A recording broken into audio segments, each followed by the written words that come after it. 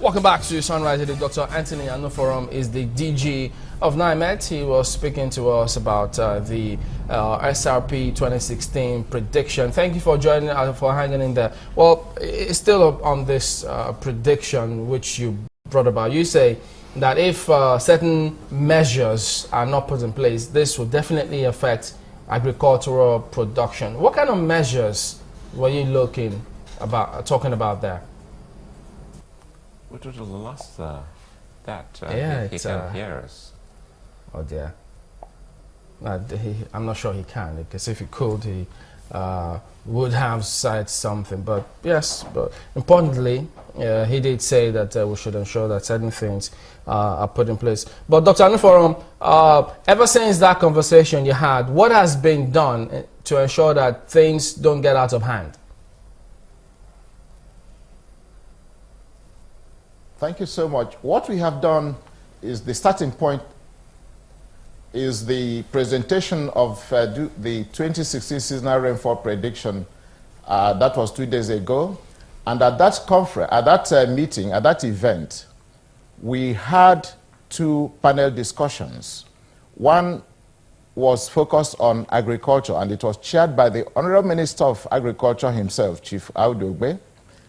The second segment on infrastructure was chaired by the Minister of Transportation, Chief Rotimi Amechi. So what came out from there is that, look, we have a situation that needs to be managed. Our agriculture has to be more climate resilient.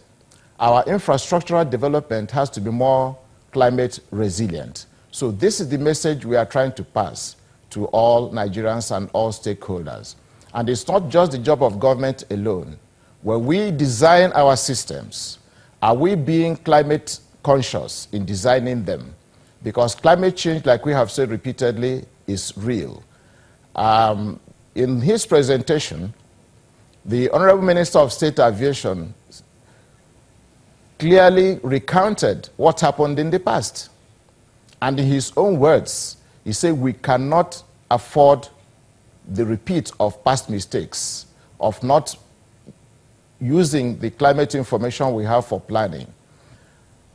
He recounted a situation where we had drought in the 70s, 72, 73, that resulted in GDP loss from 18.4 to 7.3 in 1 year. And also the flood of 2012 that inflicted a lot of damage and loss of lives. Now, this year, we are beginning to see the possibility of reduced rainfall.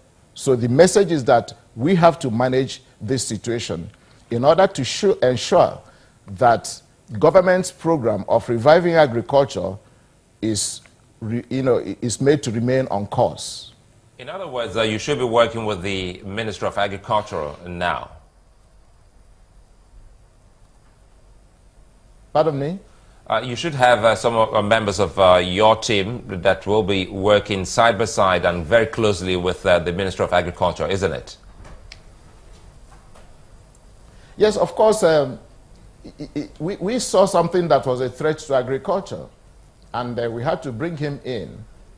We had had interactions with him, and he chaired that particular session. And if you listen to him, he was repeatedly saying that irrigation is the way to go.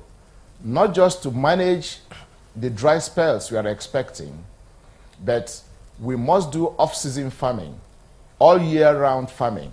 So this was the kind of message the Honorable Minister was saying. And for us to have all these programs succeed, weather and climate information must be factored into all the plans we do and into all the operations we are doing. You know, you also mentioned some states. I'll remind you some of these states. In your words, quote, you said it's predicted to be above normal in and around Sokoto, Zamfara, Niger, Bauchi, Oyo, Ogun, and Lagos states. You were talking about rainfall. Tell us more what you mean by the range from 110 to 275 days of rainfall. All right, in any particular place, I don't know what section of this thing you're saying, but I don't know if you have a copy of the rainfall prediction. Yeah, what I can tell that's you the section that you were talking about, the rainy location, season for 2016 that is expected to range from 110 to 275, and you went on to name some other states that it is going to start from far north to the Niger Delta. Yes, of course, it's the range of amount of rainfall that we have from beginning, that's onset of the rainy season to the end of the rainy season. I'm not sure I get you quite clearly, but what I hear is amount of rainfall. So amount of rainfall is the total amount of rainfall that we have from beginning of from the onset to the cessation of the rainy season. I can show you, unfortunately, the system is not working very well. I have compilation of deviations from normal. First of all, for onset date, we have said that there's going to be delayed onset. It ranges from about 3 to 5 days up to 10 days delay in some places, and that is quite significant. For cessation, is going to come earlier. In some cases, 10 days earlier, and that is quite significant.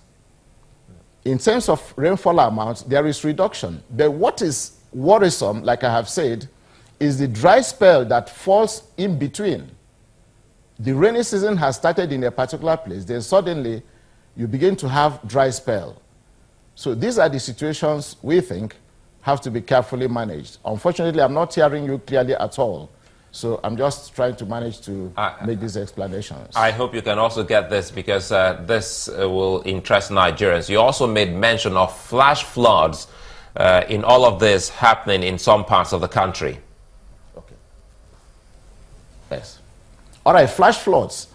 Yeah, yes, we said indeed the fact that there is reduction in rainfall amount does not rule out possibility of flash floods. This is because some areas naturally are prone to flooding. Of course, there are other factors like the way the area is developed, so that even with moderate amount of rainfall, you may have such flash floods. So we differentiate this from the large-scale flooding, such as the one we saw in 2012.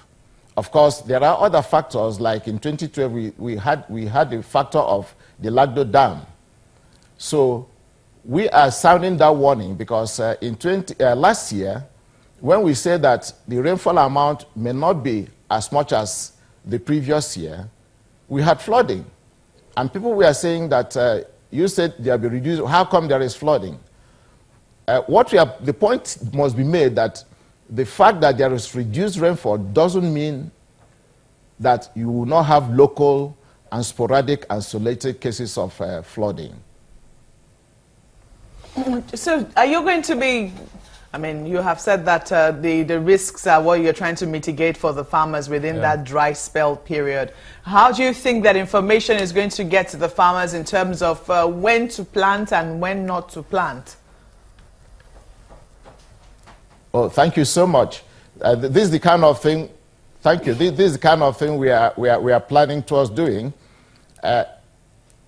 In my keynote, in my welcome address, we also offer that we are ready to go to states, to zones, to work with the local communities, to translate the content of the seasonal rainfall prediction to the local languages, and also teach the local farmers how to use the information. And from the reports I got after the presentation, 1 or 2 states have indicated interest, and we are going to follow up immediately. In fact, the question you asked now is very, very relevant, because the difficulty is always, how does this information get to the local farmers? And I can tell you that we have already made such a plan, not only to carry the information to them, but to train them in cooperation with the Ministry of Agriculture. The Minister of Agriculture has said that he wants to build this, bigger synergy. Periodically, we meet with them so that NIMET information, like we suggested, should be part of the Agri-Extension Service. This is the job of Agri-Extension workers. And we are going to work with them to reach the rural farmers. Would you say that Nigerians are getting more conscious in terms of how they look at weather predictions? Definitely, I would say yes, because every year, the response we get is ever on the increase.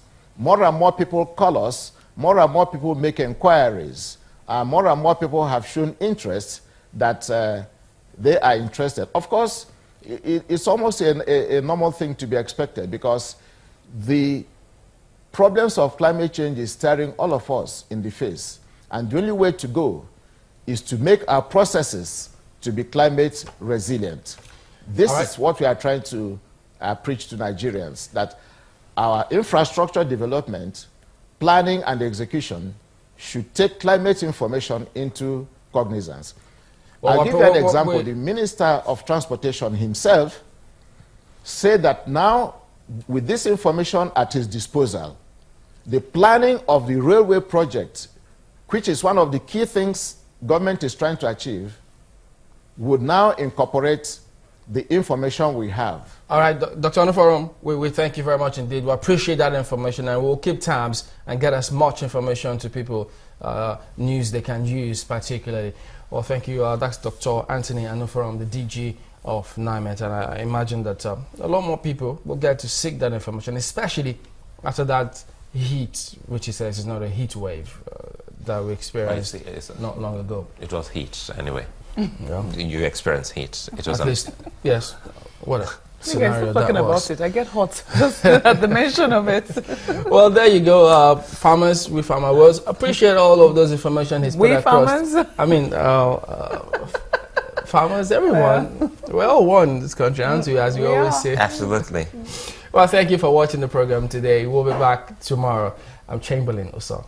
Well, never take anything you hear for granted. Analyze each information and make use of it. Thank you for your contributions. Make use of your backyard. Put some crop there. Many thanks for watching. I'm Sulaiman Ahmed.